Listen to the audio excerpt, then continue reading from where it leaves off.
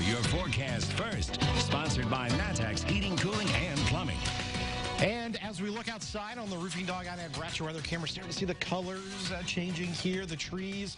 And those trees, a lot of the leaves getting a workout today because we have a ton of wind that is out there. Look at these wind gusts right now. 32-mile-an-hour gust in Decatur, 26 in Champaign. These have been as high as 40 miles an hour at times today, so very gusty. Still very mild, though. Temperatures in the mid-60s, 66 in Champaign. Starting to see some cooler air out to the west, 58 in Jacksonville as a front marches through the area. Rain around this morning, clouds for much of the day, but those clouds now clearing. You can see a very sharp line of cutoff to where those clouds have left us. As we go throughout to this evening, we're going to see temperatures beginning to fall. Going to be a chilly night. We'll come back, talk about the rest of the week's more fall-like weather here in just a little bit. WCIA 3 News starts right now. Now on WCIA 3 News. A truck and a semi-truck have shut down one road, but crews are still trying to get under control. Contract talks between the district and a teachers union are down to the wire. Why tonight's meeting could set off a strike. And we've told you how the capital plan is improving roads and bridges in the state. Now another multi-million-dollar project is taking it further. You're watching your local news leader. This is WCIA 3 News at 5. Crews are on the scene of a crash that knocked out a power pole and hundreds of people's power. Good evening, I'm Paul Cicchini. And I'm Jennifer Roscoe. It happened on Route 10 west of Seymour at the Champaign-Piatt County line. WCIA 3's Emily Braun is live there in Champaign County. So, Emily, let's start with, was anyone hurt? Jennifer, as soon as I got here, I saw both drivers out and walking around. I did have the chance to talk to both of them, and neither were hurt. But for safety, this is as close as we can be to the crash that happened between a semi-truck and a garbage truck as crews are working with power lines trying to restore power. And you can see right now towing trucks trying to clear it out as well. State police are still investigating the official cause of the crash, but both drivers had a similar account of what happened. The driver of the semi told me he was coming west down Route 10. The garbage truck was behind him. The garbage truck driver said his brakes failed, which caused him to crash into the semi, which started a fire. The crash also took out a power pole, which is why WCIA was knocked off the air for a number of you. More than 1,000 people in rural Champaign and Piatt County lost power. Ameren is here again trying to restore power for those of you who lost it. And as far as this scene goes right now, the towing crews are on scene trying to get these trucks out of the road. And they say that they are expecting that this road will be shut down until about 10 o'clock tonight. We'll keep you updated as we learn more. Live in Champaign County, Emily Braun, WCIA 3, your local news leader. A lot of work yet to do out there. All right, Emily, thank you so much. Yep. Tonight is the last shot on the schedule for the Blue Ridge School District, the leaders there and union members to work out a deal or prepare for a strike. The two parties just went in for the final negotiation session, hoping to meet in the middle. The district made a statement at last week's meeting saying they're ready to settle. Union members, though, say there's still a lot of work to be done. Salaries are a big sticking point. We'll have more on what happens at the meeting tonight at 10. A 16-year-old pleaded guilty to bringing a loaded gun to school.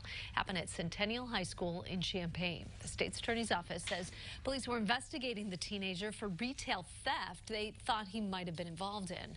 A school resource officer found the gun in his backpack. The teen is currently on probation for misdemeanor theft. Champaign police also focused on guns this weekend. There were 3 shootings in just 2 days. They now have a suspect for one of them. 20-year-old Jabari Morris of Rantoul is wanted in connection to a shooting from Friday night. But there were 2 other shootings, and police are still gathering information. WCIA 3's Jamie Mace is here. Jamie, what do police know now?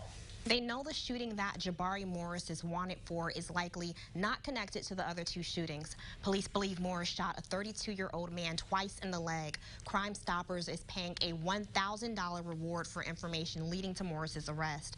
That one happened in a parking lot off of Kirby Avenue near Mattis Avenue on Friday. Later that night, shots were also fired into a home on Burr Oak Court. Then, hours later, just before 2 o'clock on Saturday morning, another home was hit by gunfire. Police say there were no reported injuries at the last 2 shootings. That's very troubling to us as a police department, but as in the community in general. Whether it's 1, 2, or 3 incidents, we take them all as seriously, as serious as we can. They are extremely important investigations to us. Police say the number of shooting incidents this year is up compared to last year. They want the community's help to get those numbers down. Police are asking anyone with information about any of those shootings to reach out to them or Crime Stoppers, and also turn over any surveillance video that may have clues about these shootings. Paul? All right, Jamie, thanks. Now, 3 teenagers were arrested after a drive-by shooting Saturday. It happened around midnight. Police say Dylan Shull shot at the house from inside Dylan Collier's car. Shull admitted to knowing there were people, including a baby, inside at the time. Bailey R. Hutchinson was also charged with having stolen guns. Now, both are charged with reckless discharge of a firearm. Investigators say the shooting was in retaliation for someone paying for drugs with fake money. We have a follow-up on a 9-year-old accused of killing 5 people in Goodfield. That's halfway between Peoria and Bloomington. The boy made his first court appearance today. He's charged with murder and arson. Police say he intentionally set fire to a mobile home. 5 of his relatives were killed. He could face probation until the age of 21. Counseling and mental health evaluations would also be likely. He wouldn't face any jail time if he does not commit another crime.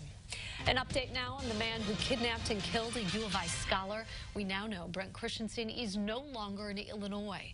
He'll spend the rest of his life behind bars for killing Ying Zhang. Christensen's been transferred to a federal prison in Oklahoma City to be processed. After that, he'll be sent to a facility where he will stay permanently. Not even he knows where that will be yet. Crime Stoppers needs help identifying 5 suspects accused of debit card fraud. Police say several unauthorized purchases were made minutes after a victim lost their wallet. They were at gas and convenience stores in Urbana and Rantoul. They totaled over $1,500. The suspects are 2 men and 3 women. Take a look. Here are their pictures. If you know anything about them, give Crime Stoppers a call. Checks were handed out to some teachers today, but it wasn't for payday. Why that money is good news for your kids. Plus, a warning for Halloween, why jack-o'-lanterns aren't the only fire hazard you're being warned about.